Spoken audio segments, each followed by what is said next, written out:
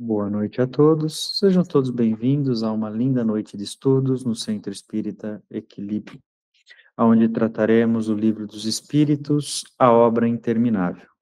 É um privilégio dar continuidade nos estudos desta obra em temas tão pertinentes à atualidade. Para isso, convido a todos que queiram participar, que fiquem completamente à vontade de perguntar, tirar as suas dúvidas, ou até mesmo elucidar as questões que pairarem em seus corações. Assim sendo, damos início nos estudos desta noite. 257. Os espíritos são julgados por tribunais ao desencarnarem? Não. Os tribunais são vossa própria consciência, cobrando aquilo que sabíeis que não deveríeis ter praticado, uma espécie de arrependimento. Espíritos superiores não julgam e muito menos condenam. Ao contrário, apenas instruem e auxiliam no progresso. Neste ponto, nós temos uma informação que vem para desconstruir uma visão antiga, né? Religiosa, ainda que bíblica, no sentido do juízo final, né? Quando nós estamos envolvidos no cristianismo mais cru, dizendo assim, por entender, nós temos a compreensão que nós vivemos, temos as nossas vidas normalmente, e quando chegamos no plano errático, nós passamos por uma espécie de um tribunal, né, onde será julgado os nossos bem-feitos e os nossos mal-feitos, né, onde seremos direcionados ao céu, ao inferno ou ao purgatório. Essa é a visão principal do cristianismo, mais propriamente católica, que nos leva a um tribunal do julgamento. Ainda em ditados populares muito comuns, as pessoas costumam dizer: você escapou do juízo da terra, mas não do céu, né? No sentido que há alguém para nos julgar. Entendamos que o único possível juiz da humanidade, ou da história de todos os seres, seria Deus. O único capaz de julgar a todos nós seria Deus. E Deus escolhe não julgar, né? O Espiritismo nos traz ao conhecimento que o julgo é feito por nós mesmos. Portanto, quando nós desencarnamos, nós fazemos a famosa análise de consciência. Temos uma espécie de tela mental onde vivemos os principais episódios positivos e negativos da nossa existência. Os positivos passam como uma espécie de orgulho, de prazer, comprazemos pelo motivo e pelas razões das nossas boas escolhas. Em contrapartida, os maus momentos nos causam dor, inveja e arrependimento.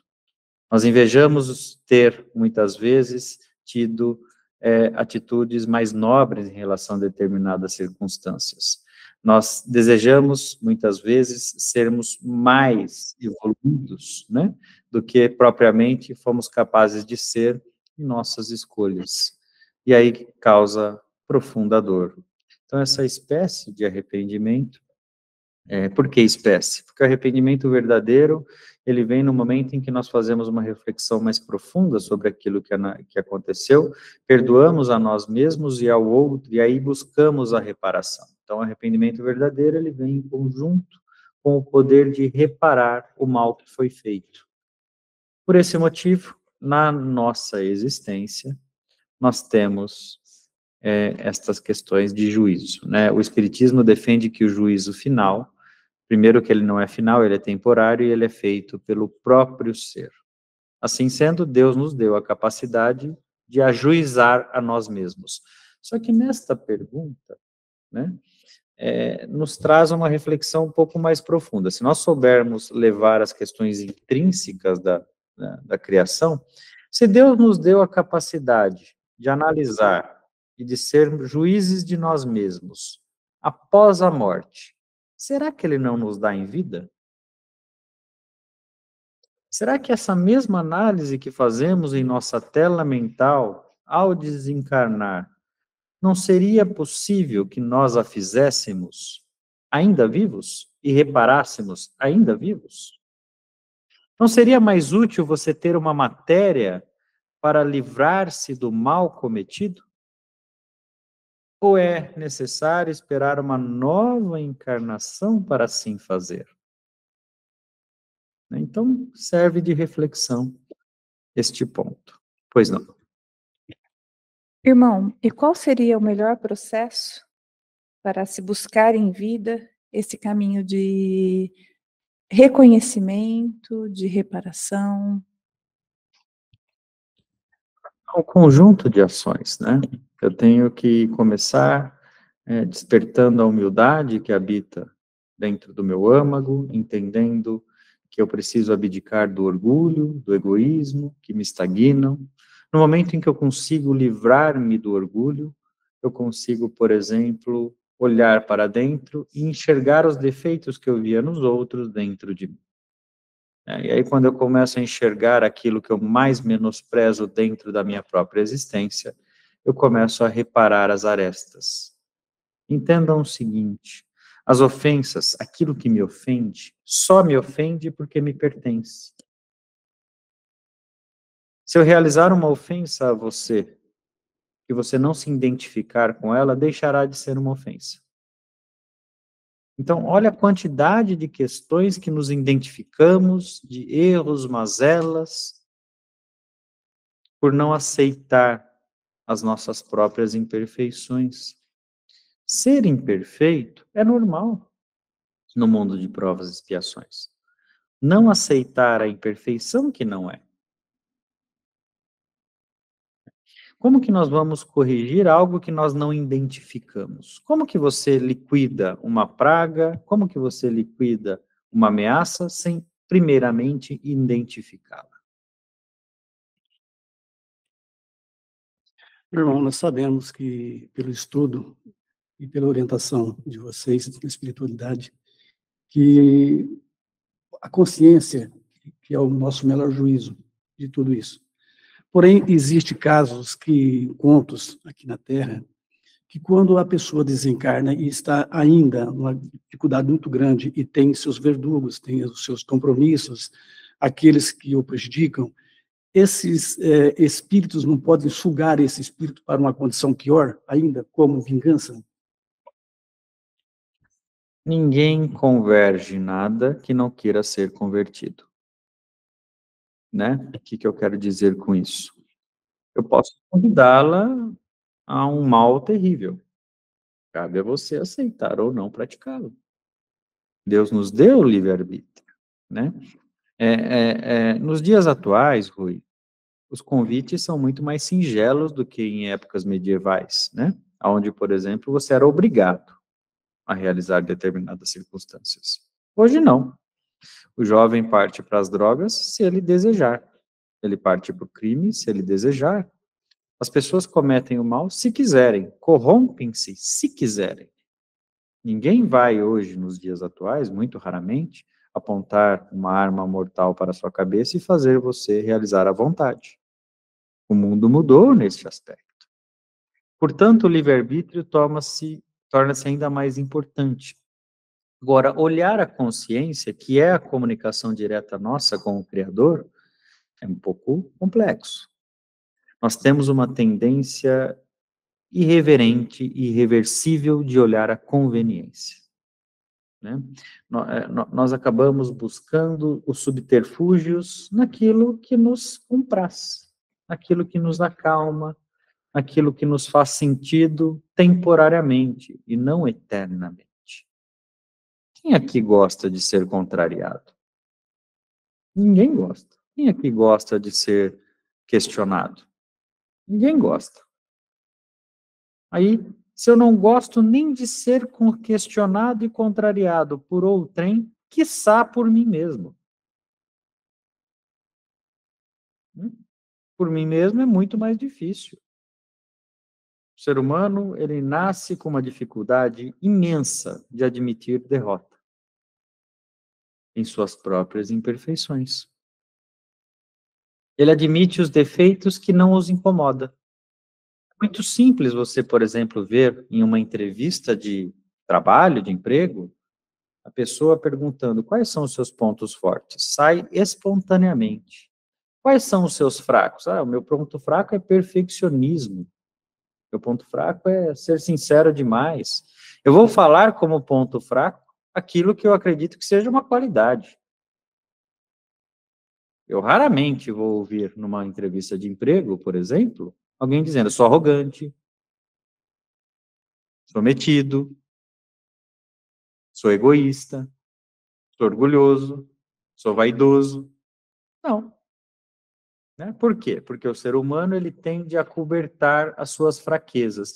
Tem sim um viés de sobrevivência dentro disso, porque quando o ser humano era um Homo sapiens, ele precisava cobertar as suas fraquezas para continuar vivo. Se eu mostrasse as minhas características ruins, eu não conseguiria uma parceira ou um parceiro e não conseguiria também me defender dos ataques. Entretanto, na atualidade, torna-se desnecessário esse viés.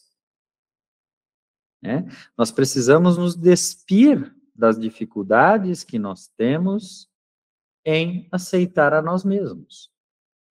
Quando nós dizemos que todos os seres encarnados precisariam de uma análise, por exemplo, de um psicólogo, de uma psicanálise, de um psiquiatra, que não de forma medicamentosa necessariamente, mas de forma a tratar o cognitivo, o comportamental, é um fato.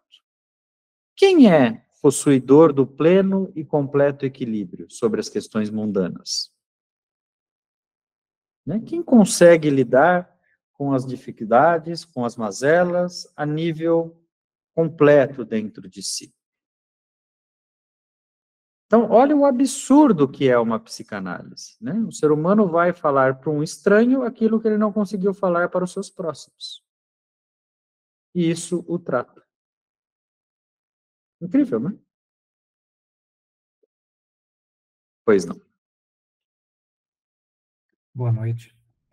Irmão, o espírito que se arrepende, ele já vê a possibilidade da reparação ou ele tem que passar ainda por um momento, por um sentimento de culpa? O arrependimento, Luiz Gustavo, ele necessariamente já é um sentimento de culpa, né? Eu só me arrependo quando acredito que eu fui culpado por aquilo que eu fiz, né? E aí a reparação é dizer o seguinte, não adianta me sentir culpado, eu preciso fazer algo a respeito. Eu já enchi o meu barco de água, agora eu preciso pegar o caneco e começar a tirar. Né? Então, na minha visão, irmão, não é a dona da verdade, longe disso, mas o arrependimento já é o sentimento de culpa em si, né? 258. Como os espíritos são conduzidos para o umbral ou as colônias espirituais após o desencarne? Só um minuto, Ângela. Estava falando das questões de autoconhecimento. Tem muitas coisas que nós carregamos que são inverdades, mas internalizadas como verdades. Como quebrar isso, da gente poder... Porque é algo muito difícil. Primeiro que se você identifica algo dentro de si que você quer quebrar, já significa que precisa ser quebrado. A identificação daquilo que me incomoda é o primeiro ponto para saber que eu preciso modificar.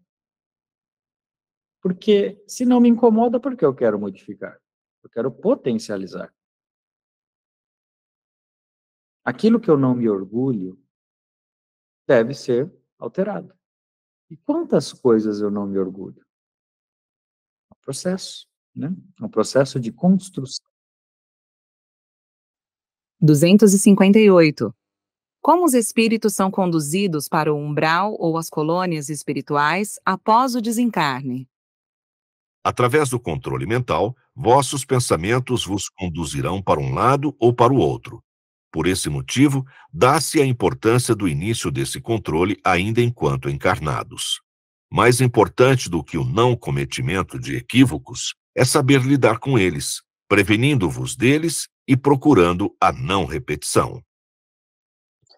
Quando entramos no aspecto de controle mental, tudo fica um pouco mais complexo. Né? Controlar a mente não significa apenas conhecer a si mesmo, também conhecer a si mesmo, mas significa conhecer a si mesmo, aceitar a si mesmo e fazer algo a respeito. Né? E aí, a minha mente me levará para o umbral ou para a colônia. A minha mente me levará para a ascensão ou para o sofrimento, né? É claro que alguns sofrimentos, algumas dores, que dor é diferente de sofrimento, algumas dores eu terei que passar para expiar o mal cometido. Agora, sofrer com isso não é uma necessidade. Você já parou para pensar que eu posso encarar uma deformidade, uma dificuldade, um defeito, como uma enorme, incomensurável oportunidade de crescimento? Se eu olhar para mim mesmo e enxergar que todas as dores que eu passo, todas as dificuldades, toda a falta material, toda a falta de saúde, toda a falta de equilíbrio, seja algo que eu mereço. E passar por isso com resignação me fará desenvolver o meu espírito, o que é ruim torna-se bom. É uma oportunidade de crescimento, né? Eu pego a minha fraqueza e a enxergo como oportunidade. Vocês estavam falando agora, né, na Terra, né, do SWOT, né, que a administração traz, né, que é analisar todas as forças, as fraquezas, as oportunidades e as ameaças, né? É basicamente isso, só que numa gestão interna, né? Você olhar para si e conseguir transformar para o que há de bom. Pois não. Irmão, quando nós desencarnamos, passamos por um certo período de perturbação, que é normal essa perturbação. Pode ser considerado esse tipo de perturbação como uma parte umbralina? Vamos só separar o termo perturbação de confusão. Perturbação nem todos passam. Confusão, sim. Confusão é quase que uma regra. Então, o que é confusão? Você chega num lugar que você não conhece, ao lado de pessoas que você não conhece, num estado que você não identifica. Então, você está confuso. Peraí, eu morri, mas morri por quê? Por que agora? Mas onde estão? Para onde eu vou? De onde eu vim? Isso é uma confusão. Perturbação é não se conformar com essa situação e se revoltar com ela. E aí nem todos os espíritos passam. Nós podemos evitar a perturbação. A confusão não, mas a confusão ela se desenrola rápido, né? A depender da minha vontade, mas ela geralmente se desenvolve rápido, né? Porque aí eu vou entender que eu já desencarnei, que eu estou no plano espiritual, que agora eu tenho que olhar para frente e não para trás, que eu preciso estar bem para visitar os meus familiares, que existe família aqui em cima também, que a vida não acaba após a morte, e aí eu vou identificar o caminho que eu devo seguir. É um processo lindo, é um processo majestoso, né? Não deve ser dolorido, mas como eu me deparo com as minhas mazelas, com as minhas fraquezas, com os meus erros, eu acabo não me conformando, né? No sentido de, poxa, eu estava na frente daquela enorme oportunidade e não aproveitei. A vida estava ali me dando oportunidades de resgate, de reparação, de conciliação, e eu não aproveitei. Então, essa é a dor do ser humano, né? Então, quando ele fica nessa, eu deveria ter feito e não fiz, é o que causa este sofrimento de alto nível. Porque eu acho que o professor um dia comentou isso com vocês, né? Mas é basicamente você não vê apenas a reação, você vê a ação da sua reação. Então, por exemplo, eu não dei a moeda para o andarilho. Aí você vê esse andarilho chegando em casa, falando para a filha de 2 anos, filha, eu não consegui a moeda hoje, a filha passando fome, doendo a barriguinha porque passa fome. Você vê a cena toda. E aí a dor é terrível, né? Porque você só viu sua ação lá, né? Você no semáforo com medo de dar a moeda para não ser assaltado. Só que você não viu o que aconteceu pelo fato de você não dar a moeda. É claro que eu não estou falando apenas de moeda, né? Estou falando de tudo aquilo. Então, por exemplo, quando eu grito com uma pessoa, eu vejo essa pessoa chegando na sua casa, eu ouço os pensamentos dela, a tristeza, o que causou nela, né? Em casos de uma angústia muito grande ter causado uma enfermidade, eu vejo a composição dessa enfermidade. o nível da minha culpa, né? Aí você sai de uma encarnação falando assim, eu não sou um assassino, eu nunca matei ninguém, diretamente, né? Você vai ver todas as ações que geraram a sua dor. Então, por exemplo, eu vendi um carro em condições ruins, dizendo que estava em condições boas. Você vê a pessoa que comprou esse carro, batendo ele na estrada a 150 por hora, porque falhou, por exemplo, a aceleração travou, enfim, ela morreu por conta disso. Né? Então, essas são as dores da tela mental, né? E aí, às vezes, as pessoas acham que vai enxergar os demônios, mas quem são os demônios? Os demônios são isso. O que dá mais medo? Você vê um monstro, você vê uma cobra, ou você vê uma lama, ou você vê o que as suas ações causou na vida dos demais. É este nível de enfrentamento. Essa é a famosa tela mental, que muitos de vocês querem ver, mas poucos têm coragem de assumir e de inteirar-se, de fato, com as ações que ela promove, né? Só que também não é só filme de terror. Tem a parte boa, tem a parte bonita, tem aquilo que você vê que você se orgulha, todo o bem que você fez, o agasalho que você deu aquecendo a família, né? Isso tudo é muito bonito. Então, se você quer ver um filme bonito, não se esqueça que você é o diretor. Qual a composição desses lugares? Dos mais diversos fluidos existentes, sendo esses compatíveis à necessidade de cada situação. Por que não houve uma resposta específica para este tema? Porque não pode necessariamente ter apenas uma composição fluídica. Por exemplo, ambientes umbraulinos às vezes são plasmados com questões mais materializadas, com matérias menos etéreas. Enquanto, por exemplo, ambientes coloniais são plasmados com matérias mais etéreas, menos densas. O ar de leveza permanece sobre aquele ambiente, né? Então, apesar de não ser a matéria física, como vocês podem tocar e ver, ela é a matéria energética. E olha como faz sentido. Às vezes você não sente um ambiente mais pesado ou mais leve, mesmo sem ser material. Então, é basicamente isso, só que de uma forma um pouco mais específica. Então, a resposta do nosso irmão espiritual desta questão não foi uma esquiva, não, foi de fato, né? Depende de cada destino, né? Pois não. Boa noite a todos. Ficou uma dúvida no caput dessa questão. Ele fala como os espíritos são conduzidos para umbral ou colônias? Através do controle mental. É o próprio espírito que faz essa passagem? Ele próprio que se coloca nessa posição? Ou tem espíritos ao seu lado auxiliando ou levando, né, auxiliando nessa condução, né? Pode ser para um umbral ou para outro canto, mas ter alguns espíritos auxiliando nessa condução.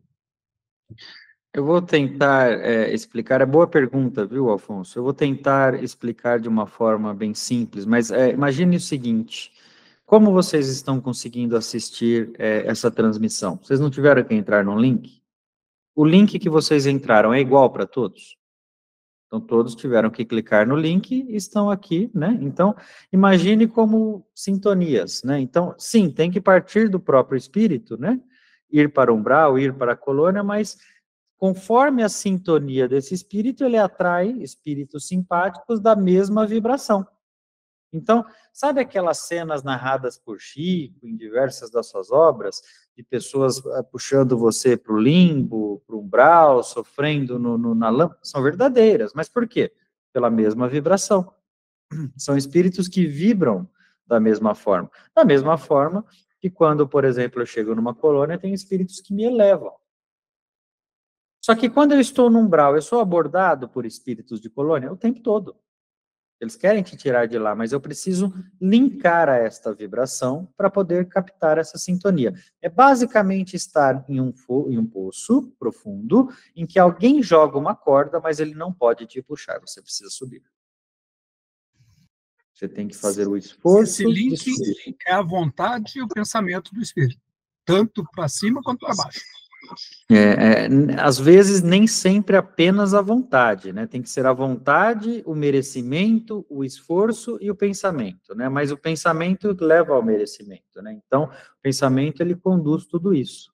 Eu tenho que entender o seguinte, tudo bem, eu fui terrível nesta encarnação, eu cometi erros abomináveis, mas não irreparáveis. Eu posso reparar. Eu destruí um castelo, mas eu vou construir 2.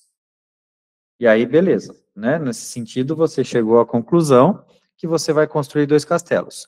Só que aí, como eu vou merecer? Tijolo, massa e colher de pedreiro.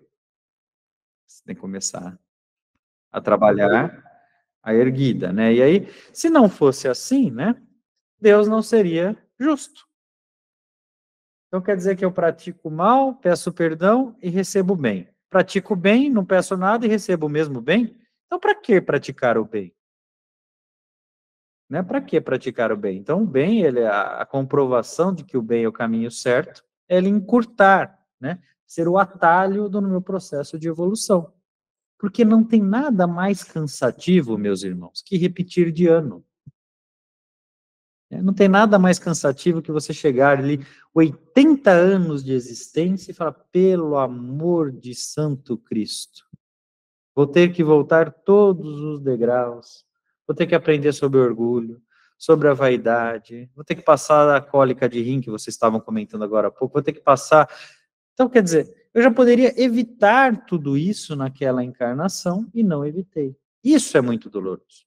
Pois não. Esse trabalho com a massa, com o tijolo, ele inicia na erraticidade, inicia lá no umbral mesmo?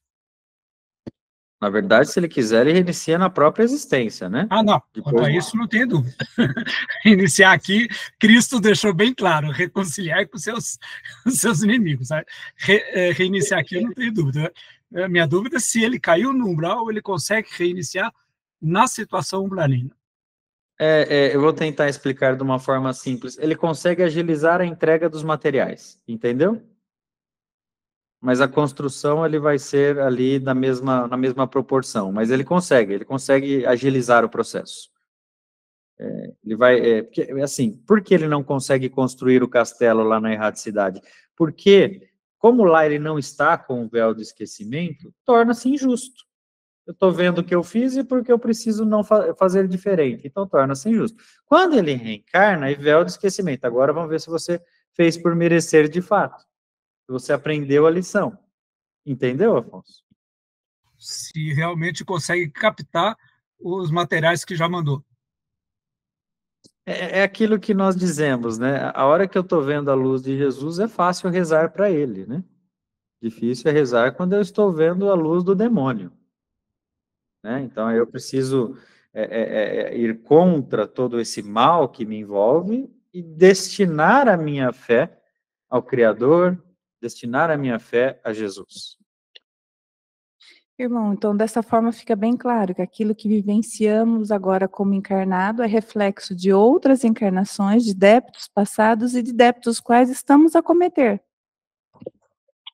A contabilidade infalível de Deus que não traz apenas o passado como o presente. Né? E aí eu tenho as minhas reminiscências, eu tenho as minhas expiações, eu tenho as minhas provas. Né? E essas provas, elas podem muitas vezes ser causadas na própria encarnação.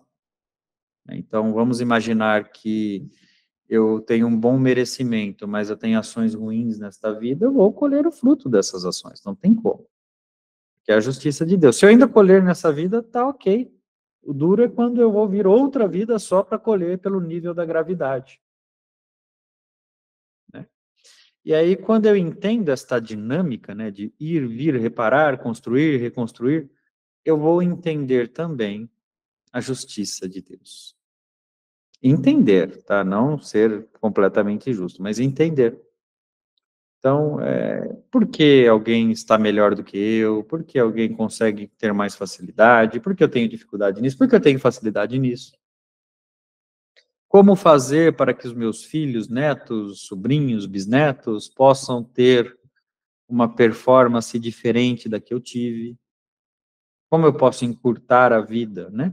Aí aquela questão de olhar para os pais, fazer diferente com os filhos, enxergar, não deixar de amar os pais jamais, mas fazer melhor com os filhos, né?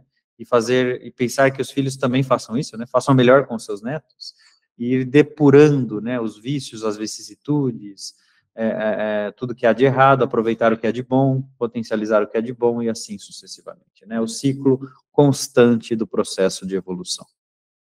E aí não seria uma questão de culpar ou se culpar, mas reparar, né? Porque às vezes fica na culpa, alguém fez, o outro fez. Fica muito interessante quando você olha que, às vezes, né, aquele que você culpa teve menos do que você. Então, ele fez muito pelo que ele teve. Pode ser o caso. Muitas vezes pode não ter feito, mas pode ser o caso dele ter feito muito com o que ele teve. Então, vou fazer mais ainda com aquilo que eu recebi. Nós não somos reféns da nossa hereditariedade. Nós não somos reféns do fenótipo. Nós não somos reféns do universo. E crianças que são abandonadas pelos pais, nascem órfãs e se tornam grandes homens e mulheres. Da onde tiram a sua força? Tiram de dentro de si. Nós somos seres individuais com a capacidade de evoluir. O conselho que eu dou para vocês, se me permitem, com toda a humildade, errem diferente. Né? Não cometam os mesmos erros. Errar é normal, mas erre diferente. O problema é quando eu erro 2 vezes no mesmo lugar. Então, se você chutou o móvel da sala, né, com o dedinho, que dói muito, chuta o do quarto, desvia do da sala. Porque aí eu vou eliminando aquilo que me tolhe, né? Eu vou diminuindo os meus vícios, as minhas vicissitudes, as minhas dificuldades. Então, se o seu problema era a vaidade, por exemplo, você já conseguiu resolver a vaidade, resolva agora a gula. Resolveu a gula? Resolva a ganância. Mas tudo bem, não volte a ter a vaidade. Né? Esse é o conselho que, se eu puder dar a vocês. E às vezes, por medo de errar, travamos a marcha, para não errar mais. Essa parada seria melhor ou pior, ou caminhar, entendeu? Nesse aspecto, acho que eu não soube colocar bem a minha questão, desculpa. Nós temos em pelo menos 6 citações do Evangelho segundo o Espiritismo, umas 5 do Livro dos Espíritos, de 57, umas 3 da Gênesis e umas 2 no Céu e Inferno, que é o seguinte: praticar o mal é ruim. Deixar de praticar o bem é praticar o mal. Então, ociosidade, morosidade, inércia é a prática do mal. Então, veja bem, não é só sobre fazer o certo, mas não fazer nada é fazer o errado. Então, eu estou mais uma vez, né, reforçando que qual é a sua função? Minha função é limpar o chão. Ok, vou errar, vou limpar errado, vou limpar certo, mas vou fazer. E a sua? A minha é colocar água. Tudo bem, vai vazar. A sua é dar passe. Tudo bem, vou dar o passe. Tem dia que eu vou estar nervoso, vou dar o passe errado. E a sua? Não tenho função nenhuma, porque assim eu não erro. Não erro, mas não acerto. Porque você nem sequer se propôs a ajudar de alguma forma. Então, isso eu estou usando como exemplo, por exemplo, a dinâmica de uma casa espírita, né? Mas isso serve para qualquer dinâmica. Criou-se uma cultura que o ser humano precisa calar-se, não fazer nada e neutralizar-se sobre as adversidades. O ser humano tem que combater as adversidades com a força do amor de Deus. O ser humano precisa ser um juiz, não no sentido de julgar, mas das injustiças, principalmente das próprias. Ele tem que olhar para si mesmo e fazer diferente numa próxima oportunidade. E quando ver uma injustiça sendo cometida, instruir o irmão para que ele não a cometa. Não julgar, porque quando você julga alguém sem ação, não tem procedência. Agora, quando você julga para si mesmo, corrige a ação do irmão, ajudando ele a elevar-se, aí tem um sentido. Se eu vejo alguém cometendo um crime, eu não posso me calar. Se eu me calo, a justiça da terra já ensinou, eu sou o cúmplice. Então, seria a convicção daquilo que eu acredito, sustentar, mesmo que o momento seja bastante difícil, sustentar aquilo que se acredita.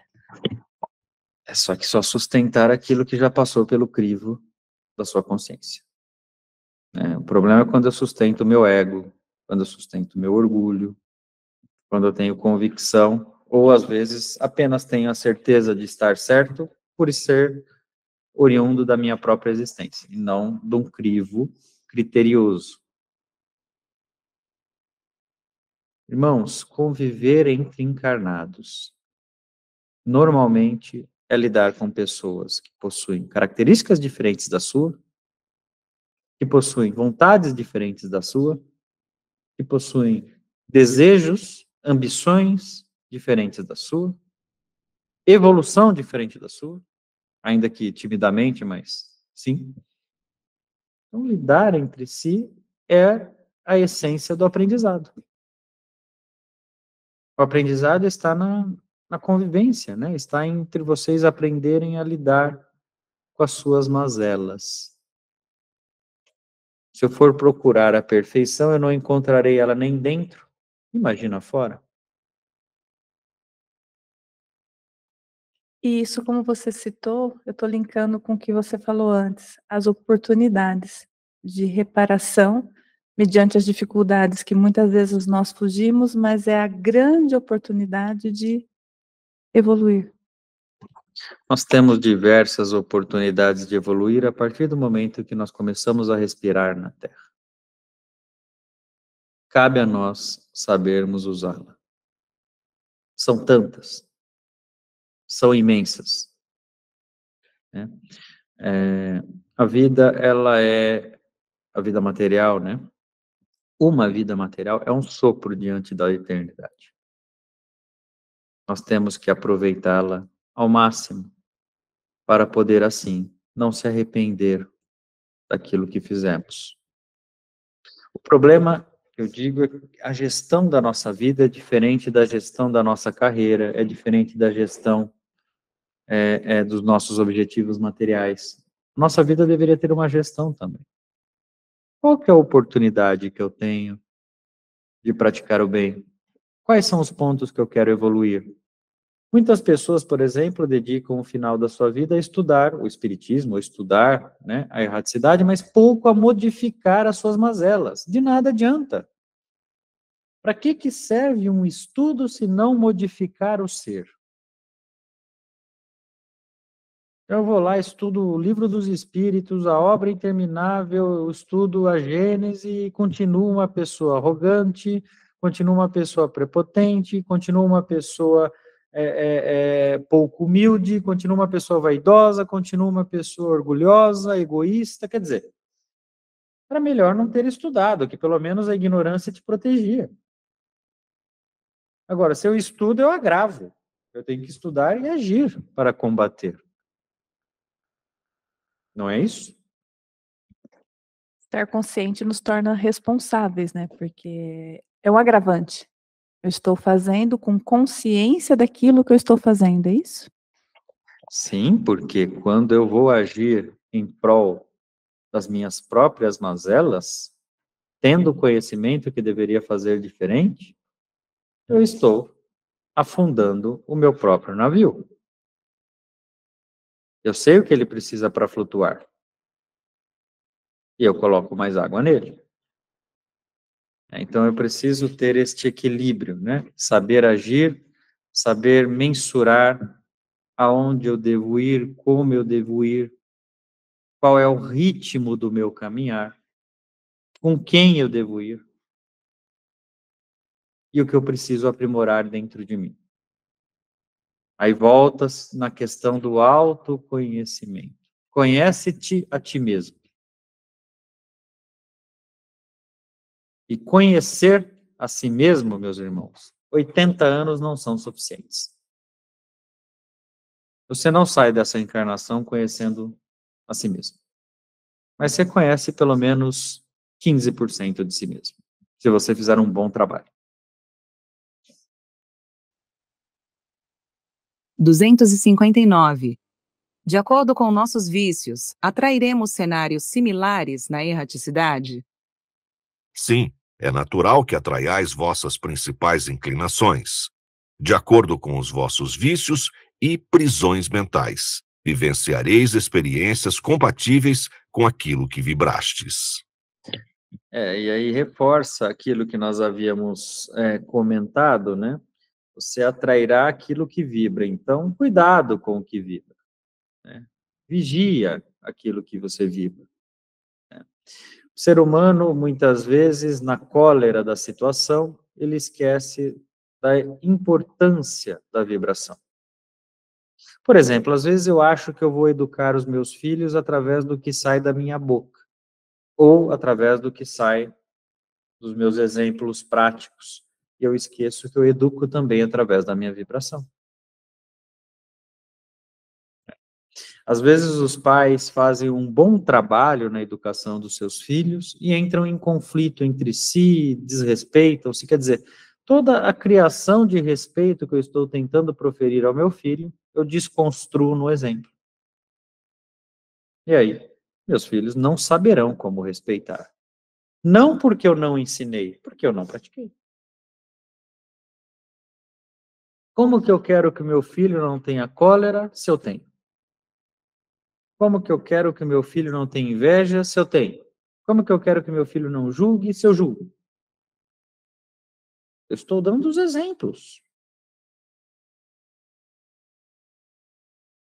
Quando eu, por exemplo, chego em casa triste por uma perda material, deixo isso expresso para minha família, eu estou ensinando para minha família.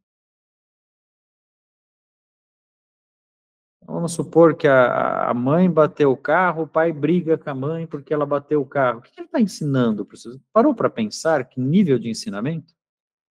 Agora, a contrapartida é verdadeira. Quando a mãe bate o carro e o pai pergunta se ela está bem, o que ele está ensinando para esse filho? Que lata não vale absolutamente nada. É incrível. E, meus irmãos, nós podemos fazer 1000 coisas certas. As crianças aprenderão as erradas. São aquelas que aconteceram de forma espontânea e natural, sem um teatro. Não subestimais a inteligência dos seus filhos e netos. E aí, quando eu falo filho e neto, serve o mesmo para irmão, serve o mesmo para primo, para todos aqueles amigos que convivem com você. Você já parou para pensar que quando você lida com determinadas pessoas, você acaba pegando a característica dessas pessoas? Se você convive em um determinado ciclo, então, por exemplo, você está convivendo num ciclo que fala sobre sustentabilidade, você começa a se interessar, você começa a prestar atenção no assunto, você compartilha isso, você observa, você está convivendo num ciclo que fala sobre animais, você começa a olhar os animais na rua, você começa a prestar atenção em situações que você não prestava. Mesma coisa se você conviver com drogados, a mesma coisa se você conviver com alcoólatras, a mesma coisa se você conviver com filósofos. O seu nível de vibração, a simpatia não serve apenas para atrair espíritos para co-encarnados. A simpatia tanto quanto atrai encarnados entre encarnados. Sabe as famosas panelinhas que vocês combinam? Então, por exemplo, tem a panelinha dos nerds, dos atletas, não é assim que funciona nas universidades? Por quê? Porque é o interesse. É o interesse. E aí, o que acontece na vida real? Eu entro numa empresa ou numa família. Na família tem um nerd, um atleta, um drogado, está tudo misturado. E aí eu vou ter que conviver com esta panela, lidando com as diferenças e não apenas ter espíritos simpáticos, mas espíritos necessários para a minha evolução. O que este irmão que passa pela droga tem a me ensinar? O que este irmão que é atleta tem a me ensinar? O que este irmão nerd tem a me ensinar? Olha que interessante. Porque se você pegar as características positivas de cada um, e nem todo mundo não tem só defeito, tem as suas qualidades, você chegará à tão sonhada perfeição. E aí o que Deus faz? Nos dá a oportunidade de conviver com as divergências. Seria tudo mais fácil se fosse da forma que eu penso, mas será que a forma que eu penso é a certa? Vamos fazer uma pergunta para você responder para você mesmo. Você conseguiria conviver com você mesmo a vida inteira? Você imagina você encontrar uma pessoa idêntica aos seus valores, ao seu pensamento, você se mata. Né? Literalmente. Então, é interessante ter alguém que te tire da zona de conforto, porque nem você, às vezes, se aguenta. Não é um fato? Irmão Afonso? É o seguinte, de acordo com os nossos índices, atraímos cenários semelhantes. Até aí tudo bem. Agora, o que ocorre no espírito para ele entrar num processo de fixação mental? Você diz fixação em fixar-se em determinada circunstância e não conseguir sair dela? É isso? Isso. Esse Ou então sentido até, de fixação? ou até consumir o próprio perispírito a ponto de virar um ovoide ou coisa que vale.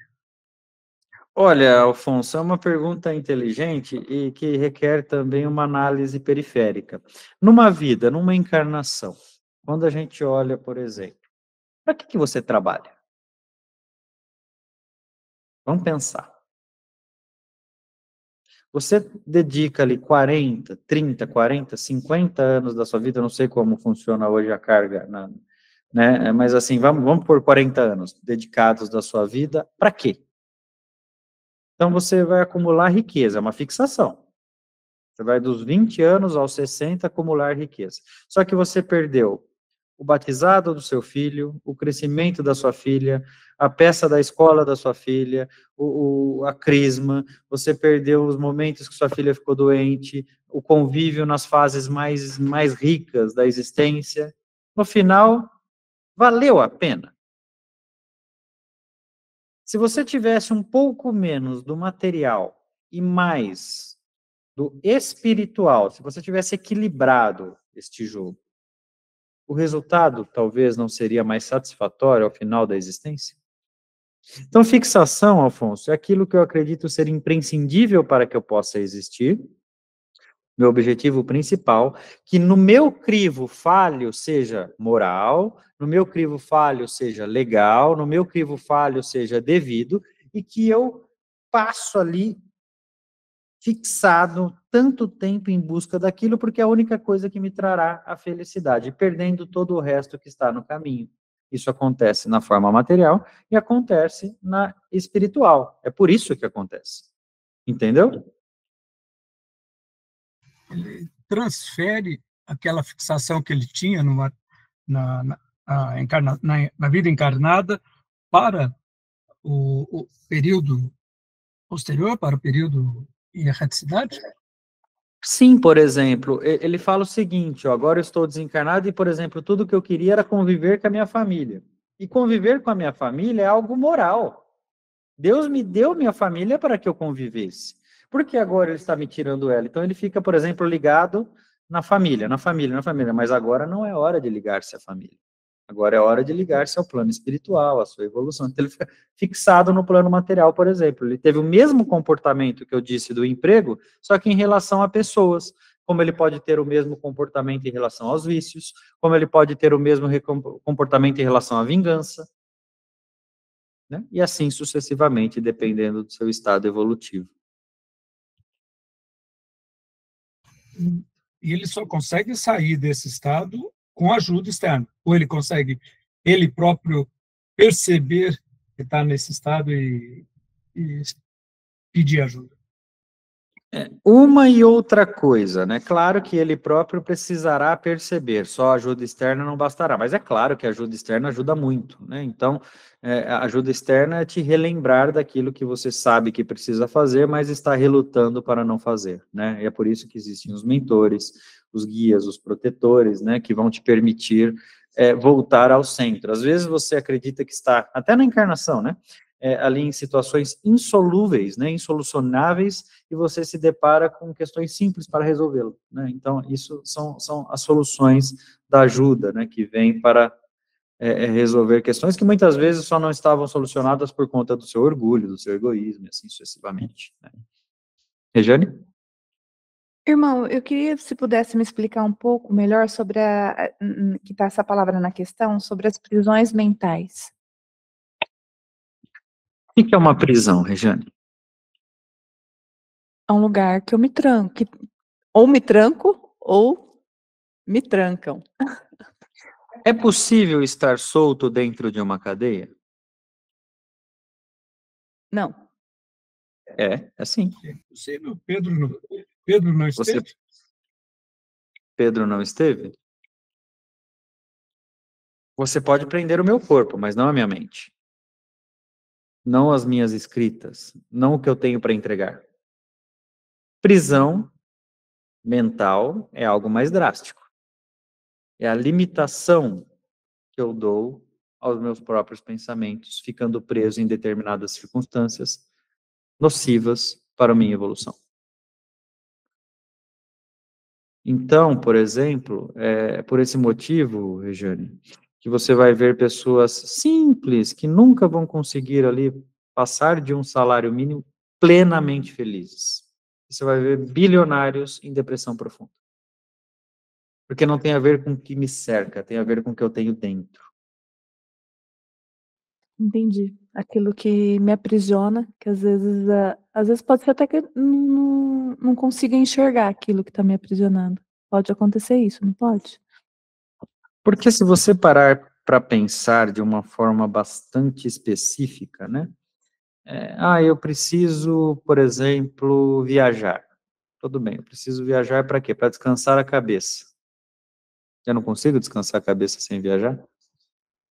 Eu preciso ganhar mais dinheiro. Para quê? Para ter mais conforto mental, mais paz. Eu preciso de dinheiro para conquistar a paz?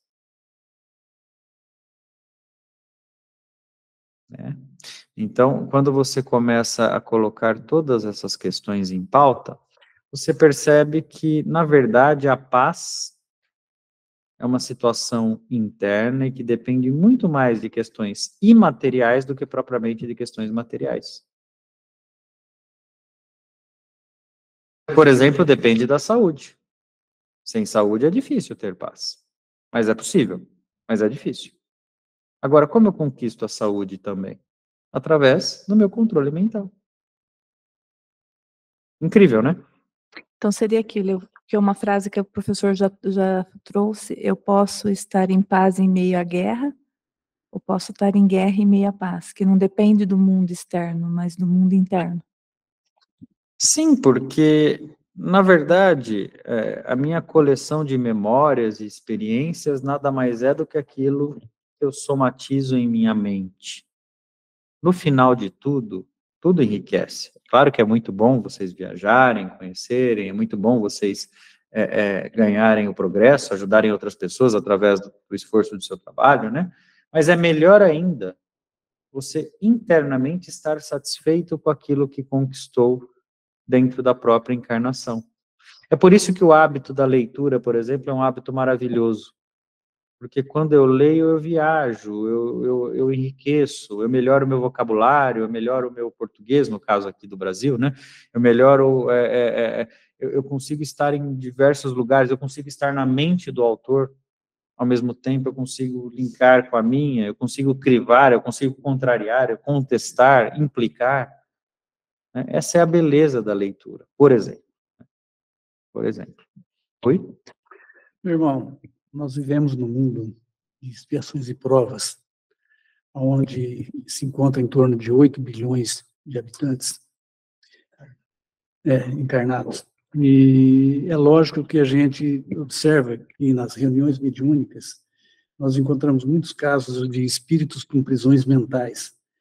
E não é muito pouco, nesse caso, as casas espíritas, ou seja, a espiritualidade, os espíritos superiores, o nosso mentor, o anjo da guarda, nesse caso, auxilia trabalhando essas prisões mentais? É uma ótima pergunta, né? Eu não encontro apenas a chave da prisão mental em uma casa espírita, né? A orientação é uma das formas.